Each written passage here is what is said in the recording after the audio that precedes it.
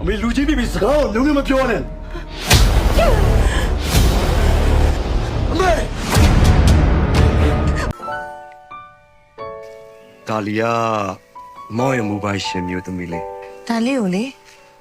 အဲ့လောက်ထိချစ်ပေးလို့ကျေးဇူးတင်ပါတယ်နော်မောင် ဒါလီမောင်ကလူမဟုတ်ဘူးစုံမဖြစ်နေလို့အမေကတားနေရတာ ကျမတူမနဲ့သဘောမတူလို့ဆိုလိုချင်တာလား ရှင်လဲတွေ့ရင်တော့စဉ်းစားပြမှာပေါ့ အမေဒီကောင်စေးမိနေတာတေးကြတယ် နင်တို့တစ်ဖက်သားကိုဖိလိုက်တာတအားများနေနင်တို့ငါမိသားစုဝင်လို့ပြောမှာငါရှက်တယ် မေကန်ဒီတားလူမဝါနေပြီနော်မောင်တို့မိသားစုကလေဒါလေးကိုအထင်သေးတယ်နှိမ့်ချပြီးဆက်ဆံနေအဲ့ဒါကြောင့်လေဒါလို့လမ်းခေါ်ရပဲကောင်းတယ် သူတို့တွေသဘောမတူနဲ့မောင်ဒါလေးကိုရောက်ရှူမှာ ငါတို့ကလည်းမရရအောင်တားမယ်ဆိုတာနင်းသဘောပေါက်ထားတားလေတားပါဒါပေမဲ့မမောင်လေးကဒါလေးလက်ထဲမှာဆိုတာမမသိရမလား မင်းလောဘတွေတိတ်မကြီးနဲ့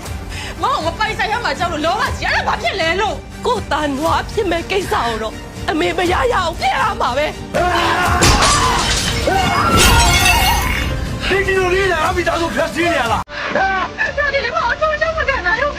ဒီနေ့ကနေဇလန်ပြီးသွားပြီ နင်ဘယ်တော့လဲသူများချက်သူစနိုက်ကြော်ဘူးစူးစမ်းနေတာ ရှင်းဘူးလေ မောင်ပြောလိုက်လေငါမင်းခရဲ့တရဝင်ချစ်သူနဲ့ရှူမဲ့မိန်းမမရအဲ့လိုမလုပ်ပါနဲ့မောင်ပဲမောင်ဒါလည်းလို့မပြောပါဘာမရမှာလဲငါမောင်ပြောနေနားမပါဘူးလားခွတ်ချက်ချက်ထွက်သွားတော့သူ့ပြန်ရဖို့ဆိုရင်လေတမီးဘာပဲလောက်လုံးမယ်ငရဲမှာဘယ်နဲ့ဘဝပဲခံရတမီးခံမယ်ဒီဘဝမှာတမီးသူနဲ့ပါဝါလို့ရှင်ချင်းနဲ့ပါပြီးတော့လေရဲလို့ပါ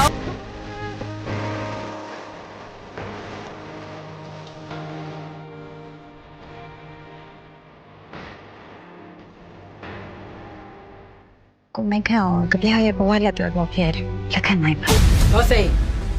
မင်းကကျမတူမရှိကိုပြန်လာရင်လားမလာလို့ရှိရင်ဒင်းအောင်အသေးသက်